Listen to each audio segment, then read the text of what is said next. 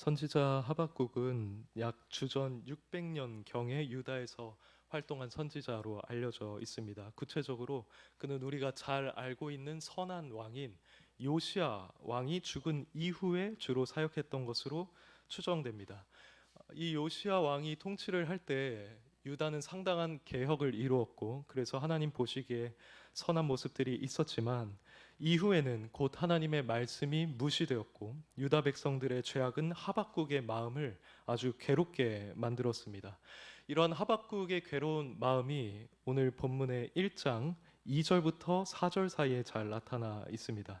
여기서 하박국은 자신이 아무리 부르짖어도 하나님이 듣지 않으신다고 하면서 여러 가지 죄악과 광포와 분쟁이 있다고 토로합니다. 이것은 일종의 탄식이면서 하나님께 대한 질문이기도 했습니다. 유다 백성들이 이렇게 악하게 살아가고 있는데 하나님께서는 왜 침묵하고 계시냐는 것이었습니다. 하나님은 이러한 하박국의 질문에 곧 응답을 해주셨습니다. 5절부터 11절 사이에 그 응답이 나와 있는데, 하나님께서는 때가 되면 곧 그들을 심판하실 것이라고 말씀하셨습니다. 구체적으로는 6절에 나와 있는 것처럼 갈대아 사람 곧 바벨론 사람들을 일으킬 것이라고 하셨습니다. 그런데 하박국은 이러한 하나님의 응답에 대해서 상당히 당혹스러움을 느꼈습니다. 왜냐하면 그가 보기에 유다 백성들이 악한 것은 사실이고 또 심판받아야 하는 것도 사실이지만, 아무리 그래도 그들보다 더 악한 이 바벨론 사람들을 사용하셔서 심판하신다는 것이 그로서는 이해할 수 없는 일이었기 때문입니다. 그래서 그는 이어지는 12절부터 17절 사이에 이것을 두고 다시 한번 하나님께 탄식하며 질문합니다. 13절을 보시면 이렇게 말합니다. 주께서는 눈이 정결하심으로 악을 참아보지 못하시며 패역을 참아보지 못하시거늘 어찌하여 거짓된 자들을 방관하시며 악인이 자기보다 의로운 사람을 삼키는데도 잠잠하시나이까 라고 했습니다. 여기서 말하는 악인이 바벨론을 가리키고 의인이 비교적 의롭다고 할 수 있는 유다 사람들을 가리킵니다. 아마도 하박국은 유다 백성들이 심판을 받는 것은 마땅한 일이었지만 그보다 더 악한 바벨론이 그들을 친다는 것, 그리고 그들이 승승장구하고 형통하게 된다는 것은 그가 알고 있는 거룩하시고 의로우신 하나님과 어울리지 않는 일이었습니다. 오늘 본문은 바로 이러한 맥락 속에서 등장을 합니다. 본문에는 하박국이 이렇게 두 번째 질문을 한 뒤에 그 질문에 대한 응답을 간절히 기다리는 모습이 등장하고, 또 하나님이 그것에 대해서 무엇이라고 응답해 주셨는지도 우리에게 보여주고 있습니다. 그래서 이 대목에서 우리는 자연스럽게 하나님이 하신 그 응답에 초점을 맞추게 되는데요. 우리가 이것에 초점을 맞추기 전에 우선 이 응답이 오기 전 하박국이 경험했던 전반적인 상황에도 우리에게 주는 교훈이 있기 때문에 그것을 한번 살펴보고 넘어가겠습니다. 그 교훈은 곧 본문의 하박국이 계속해서 이해하기 어려운 상황을 마주하게 되었었던 것처럼 우리도 이 세상에서 성도로 살아가는 동안에 이해하기 어려운 일들을 얼마든지 마주할 수가 있다는 것입니다. 관련해서 오늘 본문 1절을 한번 읽어보도록 하겠습니다. 시작.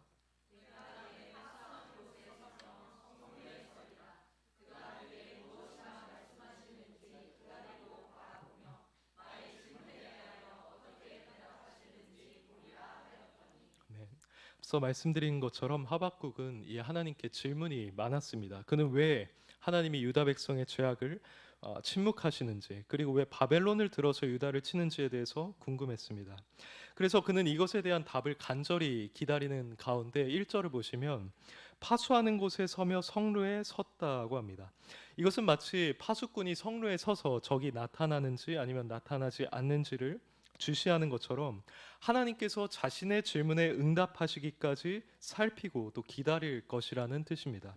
그래서 그는 하반절에서 그가 내게 무엇이라 말씀하시는지 기다리고 바라보며 나의 질문에 대하여 어떻게 대답하시는지 보리라고 했습니다. 여기서 하박국이 나의 질문이라고 하고 저도 계속해서 질문이라고 표현을 하기는 했지만 원어를 보면 사실 그보다 더 부정적인 뉘앙스를 담고 있습니다. 원어는 항의, 불평, 불만을 의미하는 단어입니다. 그러니까 여기서 지금 하박국은 하나님이 하시는 일들에 대해서 단순히 호기심을 가지고 질문을 했다기보다는 그것들에 대해 다소간 불만을 가지고 있었기 때문에 항의하고 불평한 것에 가까웠습니다.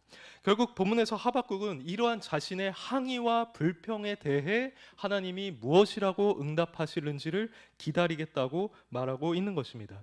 그런데 이것은 우리도 신앙생활을 하는 가운데 꽤 자주 경험하는 일입니다. 우리는 하나님이 살아계심을 믿고 그분이 우리의 삶뿐만 아니라 전 세계를 다스리고 계신다는 사실을 믿습니다. 그래서 그분의 뜻이 아니면 참새 한 마리도 떨어지지 않는다는 주님의 가르침을 우리는 받아들이고 있습니다.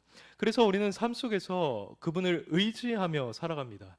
그 온 세상을 다스리시는 하나님께서 내 삶을 선하게 인도하시기를, 그리고 보호해 주시길, 더 나아가 내 기도에 기적적으로 응답해 주시기를 우리는 바랍니다. 그래서 우리가 나 자신과 우리의 가정과 교회와 세상을 위해서 기도하는 것도 바로 이러한 하나님의 섭리와 능력을 믿고 있기 때문입니다. 하지만 우리가 이렇게 하나님의 섭리에 대한 믿음을 가지고 있다라고 해서 하나님께서 행하시는 모든 일들을 다 완벽하게 이해하거나 아니면 납득하게 되는 것은 아닙니다. 오히려 우리는 그렇게 하지 못하는 경우가 더욱 많습니다. 예를 들면 우리도 하박국이 고뇌했던 것처럼 왜 하나님이 이 세상에 그러한 끔찍한 죄악들을 허용하시는지 이해하지 못합니다.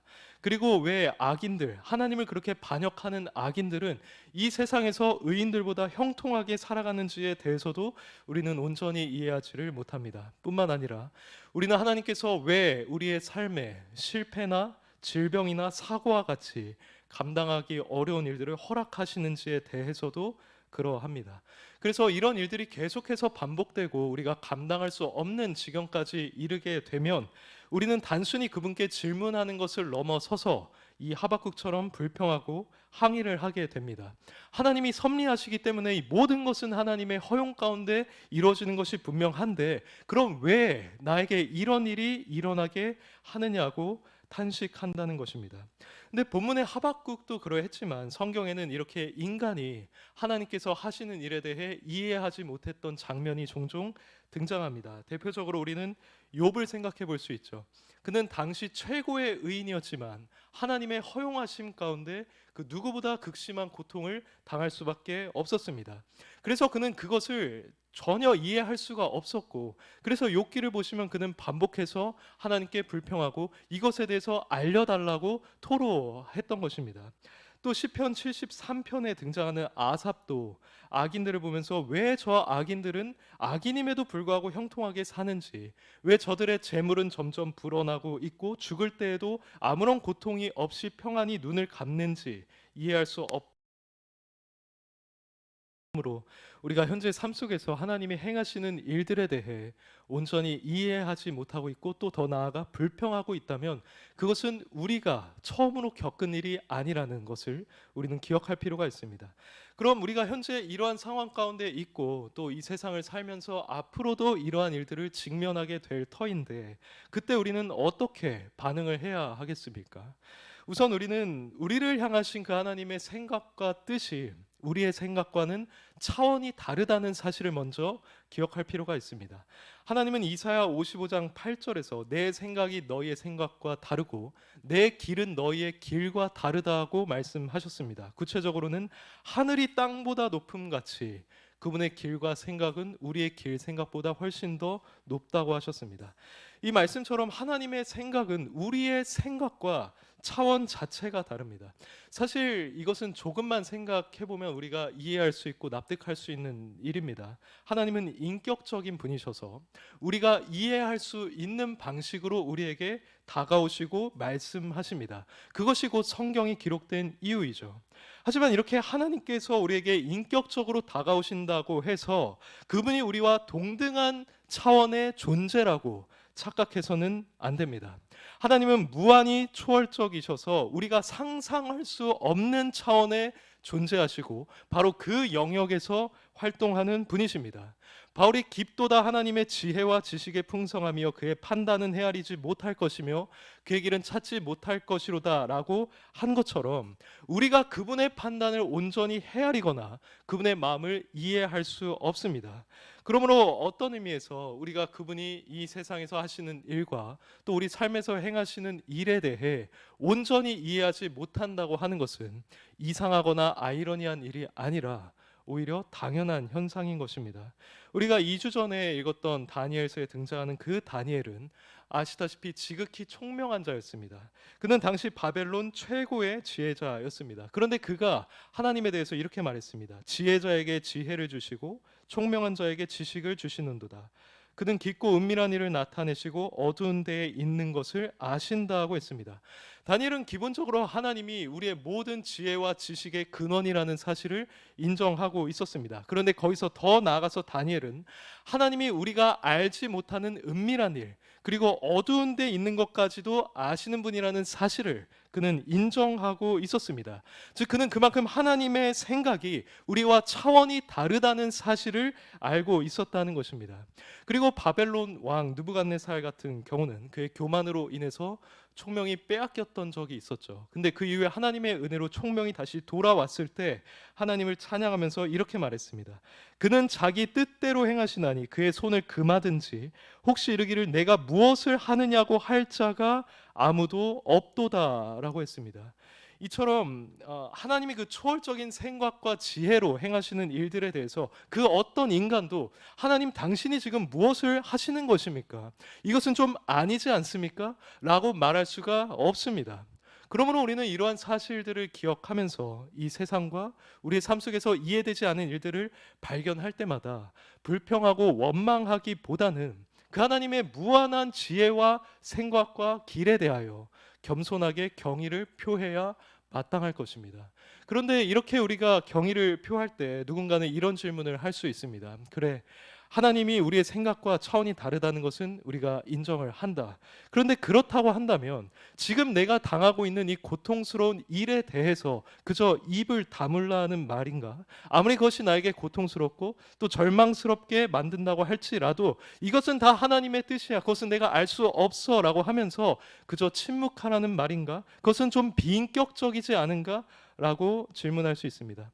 이런 질문은 타당합니다. 실제로 성경은 모든 일이 하나님의 뜻대로 이루어지니까 인간은 그것을 그저 잠잠히 받아들이기만 하라고 말하지 않습니다.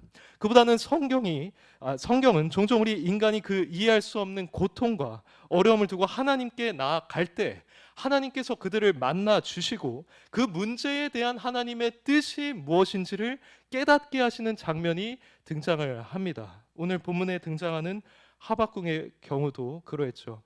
하박국은 하나님이 행하시는 일들을 이해할 수 없어서 하나님께 그것을 가지고 반복해서 나아갔습니다. 근데 그렇게 할 때마다 하나님께서는 그를 만나 주셨고 그것에 대한 자신의 뜻을 가르쳐 주셨습니다. 바울도 이와 비슷한 경험을 했습니다. 그의 몸에는 가시가 있었습니다. 가시라고 하는 것은 그가 겪고 있었던 육체적인 질병을 가리킵니다. 바울은 그것이 자신에게서 떠나가게 하기 위해 3번 하나님께 간구했다고 합니다. 아마도 이 바울 자신도 왜 하나님이 자신에게 이런 가시를 허락하시는지를 이해할 수가 없었을 것입니다.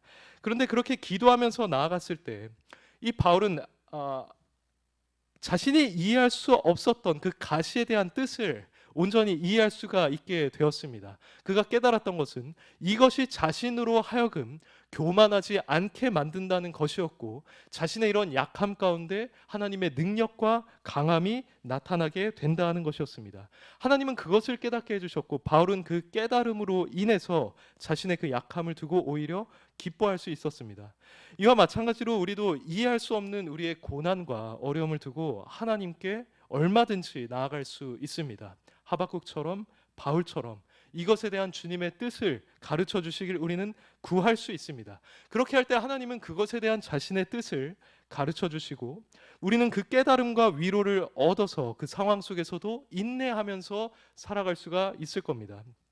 그런데 물론 하나님께서 그 문제에 대한 답을 우리에게 항상 알려주시는 것은 아닙니다. 그래서 우리는 아무리 기도해도 그 문제에 대한 답을 얻지 못한 채로 남아 있을 수도 있습니다. 그리고 이것이 우리가 항상 경험하고 있는 바이기도 합니다. 그렇다면 그런 상황에서 하나님이 응답하시지 않아서 이것에 대한 하나님의 뜻을 모르게 되는 바로 그 상황에서 우리는 어떻게 해야 할까요? 오늘 본문은 이것에 대해서 우리에게 분명하게 교훈해 주고 있습니다. 그 교훈이란 설령 우리가 하나님의 그 뜻을 이해하지 못하고 남는다고 할지라도 그 와중에도 하나님께서는 우리를 향한 자신의 뜻을 신실하게 이루어 가신다는 겁니다. 이것이 두 번째 교훈인데요. 2절부터 3절 말씀을 한번 읽어보겠습니다. 시작.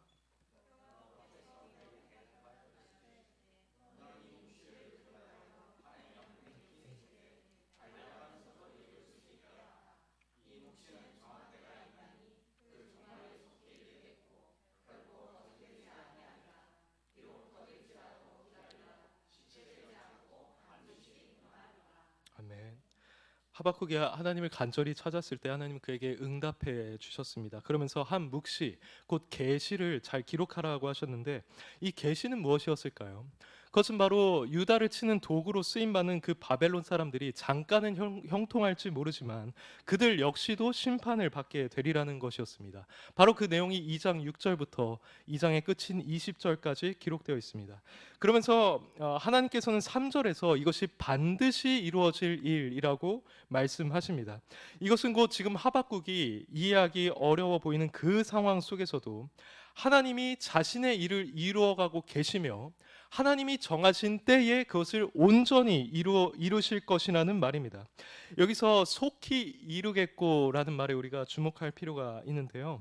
이렇게 번역된 말은 본래 숨쉬다 그리고 내뿜다 라는 의미를 지니고 있습니다. 그러므로 우리는 이 말씀을 지금 이 세상에서 일어나는 모든 일들이 하나님께서 정하신 그 때와 목적을 향해서 가쁘게 숨을 내쉬듯이 달려가고 있다라는 뜻으로 이해할 수 있습니다. 이러한 하나님의 계시는 미래에 실제로 이루어졌습니다. 유다 백성들이 패망해서 포로로 끌려가기는 했지만 주전 539년에 바벨론은 페르시아에 의해서 멸망했고 유다 백성들은 고레스의 칙령에 의해서 본국으로 다시 돌아올 수 있게 되었습니다. 이 하나님의 응답에서 핵심은 하박국이 이해하지 못하고 있는 그 상황 속에서도 하나님의 선하신 뜻이 이루어져 가고 있었다는 사실입니다. 심지어 그분의 목적을 향해서 숨가쁘게 달려가고 있었다는 겁니다. 이 사실은 우리에게 얼마든지 적용될 수 있습니다. 앞서 말씀드린 것처럼 우리가 아무리 우리의 문제를 가지고 하나님께 나아가도 하나님께서 그것에 대해 응답해 주지 않으실 수 있습니다. 그래서 우리는 막막함과 답답함을 느낄 수 있습니다. 하지만 그럴 때 우리는 이 본문에서 보여주고 있는 이 사실을 기억해야만 합니다. 즉 하나님께서는 우리를 향해서 선한 계획을 갖고 계시고 그것이 이루어질 때가 있으며 지금 모든 일들이 그 때와 목적을 향해서 숨가쁘게 달려가고 있다는 이 사실을 말입니다. 하나님의 뜻이 아니라면 참새 한 마리도 떨어지지 않는다고 한 그 말씀은 거짓이 아닙니다. 그것은 지금도 이루어지고 있는 일입니다. 어떤 의미에서 우리가 지금 이 자리에 모여서 함께 예배를 드리는 것 그리고 하박국 말씀을 나누고 있는 것도 다 그분의 섭리 가운데서 이루어지고 있는 일입니다. 그분이 그렇게 작은 참새 한 마리의 생사를 주관하신다고 한다면 참새보다 훨씬 더 귀한 우리의 삶에 그분이 관심을 가지시고 돌보시리라는 것은 너무나도 분명합니다. 그분은 우리의 머리털까지도 다 세고 계시고 우리에게 일어나는 모든 일들이 합력하여서 선을 이루게 하여 주십니다. 아들을 아끼지 아니하시고 우리에게 그분을 내어주신 하나님은 자기 아들과 함께 모든 좋은 것을 우리에게 주기를 원하고 계시고요. 그 아들 안에서 우리를 향하고 있는 그 하나님의 사랑은 이 세상의 그 어떤 피조물도 결코 끊을 수가 없습니다. 만일 이것이 사실이라고 한다면 비록 현재 우리가 절망적인 상황 아니면 이해할 수 없는 상황 가운데 있다고 할지라도 우리는 답답해하거나 낙심하거나 막막해하지 않을 수 있습니다. 왜냐하면 하나님이 그토록 우리를 사랑하는 것이 확실하다면 현재 우리에게 일어나고 있는 이 모든 일들은 하나님께서 정하신 그 때와 목적을 향해서 숨가쁘게 나아가고 있을 것이기 때문입니다. 다시금 욥을 떠올려 보시기 바랍니다. 그가 극심한 고통을 당할 때 그가 그 문제를 가지고 하나님께 아무리 나아가도 하나님께서는 그것에 대해 응답하지 않으셨습니다. 오히려 그가 그렇게 불평을 토로할 때 그것은 친구들로 하여금 더욱더 책망과 정죄를 받게 함으로써 그가 가지고 있는 고통을 더 가중시킬 뿐이었습니다. 이러한 욥의 모습은 마치 우리가 하나님께 나아가도 응답이 주어지지 않아서 오히려 더 괴로워하는 우리의 모습과도 같습니다. 그러나 욥의 결말, 즉 하나님을 향한 그분의 뜻과 때가 이루어졌을 때 그는 어떻게 되었습니까? 그의 모든 것은 다 회복되었고 그의 소유는 갑절 이상으로 돌려받게 되었습니다. 물론 그때도 하나님께서는 욥에게 그가 당했던 고난의 의미를 분명히 알려주지 않으셨습니다. 오히려 땅에 기초를 놓았을 때 네가 어디에 있었느냐라고 하시면서 자신에게 불평했던 그 욥의 어리석음을 책망하셨습니다. 하지만 그럴 때에라도 욥은 단 한 가지 사실만은 분명하게 알게 되었을 것입니다. 그것은 바로 자신이 고통을 받고 있던 그 순간, 이해할 수 없었던 그 순간에도 하나님은 나를 돌보고 계셨고 나를 사랑하고 계셨고 그 상황 속에서 역사하고 계셨다는 이 한 가지 사실만은 분명히 확신하게 되었을 것입니다. 욥에게 일어났던 이러한 일들이 우리에게도 일어날 것이 확실하다고 한다면 우리는 이제 어떻게 살아가야 할까요? 하나님이 모든 것을 선하게 이루실 것이니 우리는 그저 수동적으로 그저 하나님께 다 맡기고 잠잠하게 살아가면 될까요? 이것은 틀린 말은 아니지만 더 정확한 답은 우리가 바로 그분의 선하신 뜻을 믿으면서 그 믿음 가운데 하루하루를 살아가야만 한다는 것입니다.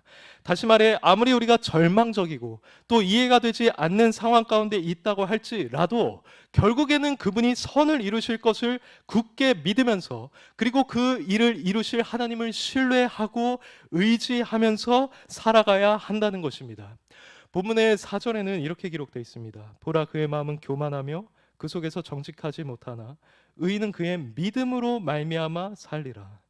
여기서 말하는 교만한 자는 1차적으로 바벨론 사람들을 가리킵니다. 그들은 자신의 힘을 자신의 신으로 여기고 있었습니다. 그들은 결국에 하나님의 심판을 받게 될 것이었습니다.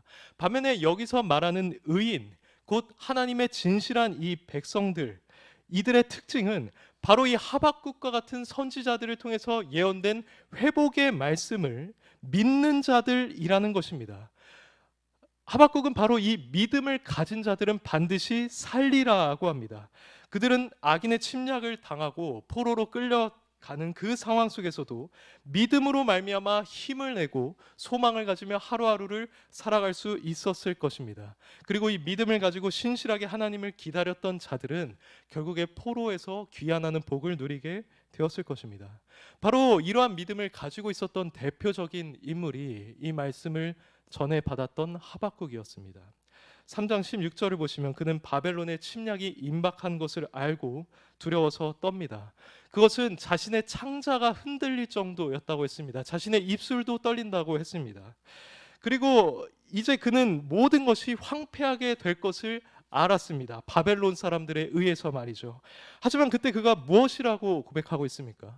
비록 무화과 나무가 무성하지 못하고 포도나무에 열매가 없고 밭에 먹을 것이 없고 외양간에 소가 없을지라도 나는 여호와로 말미암아 즐거워하며 나의 구원의 하나님으로 말미암아 기뻐하리로다 라고 했습니다. 그는 자신의 몸이 떨릴 정도로 두렵고 절망적인 상황 속에서도 모든 것을 회복하실 그 하나님의 약속을 신뢰하고 믿었습니다.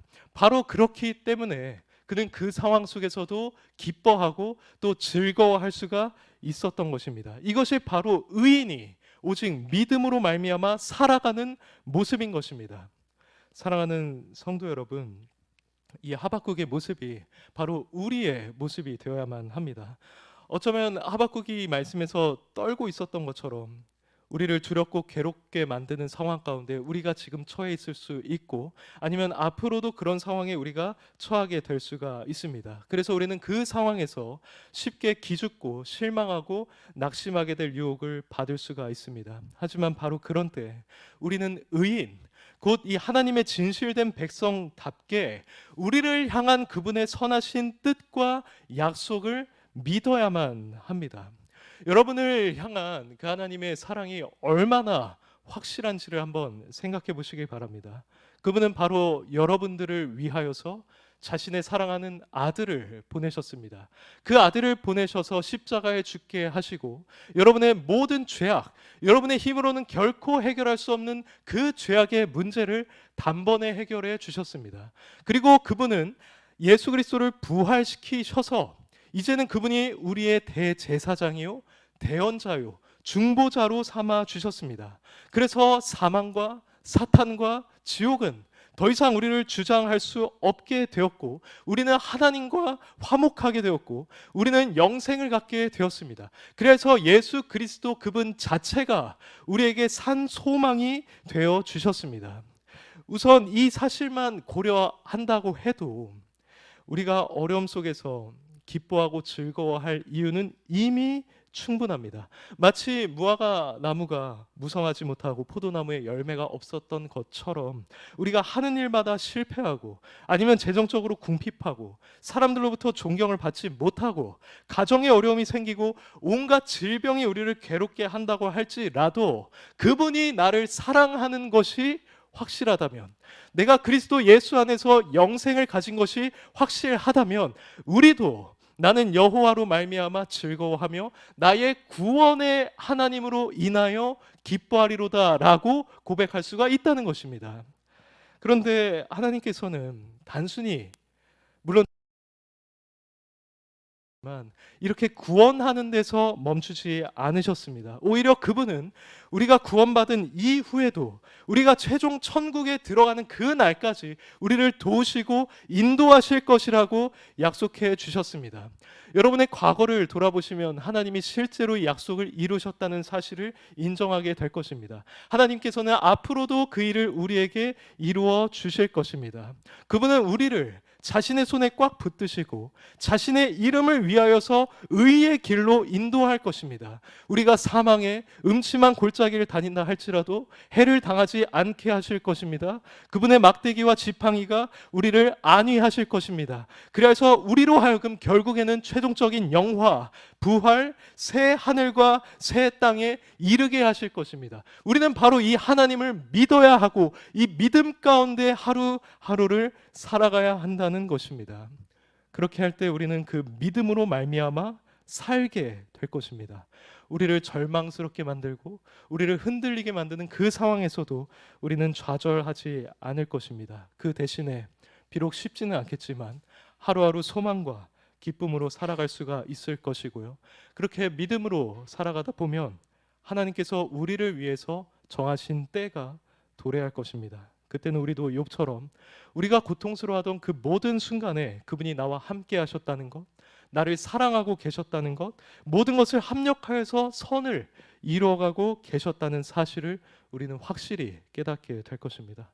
그러므로 현재 어떤 상황에 있든지, 그리고 앞으로 우리가 어떤 상황을 경험하게 되든지 오직 믿음으로 살아가는 우리 모두가 되기를 주의 이름으로 축원합니다. 아멘.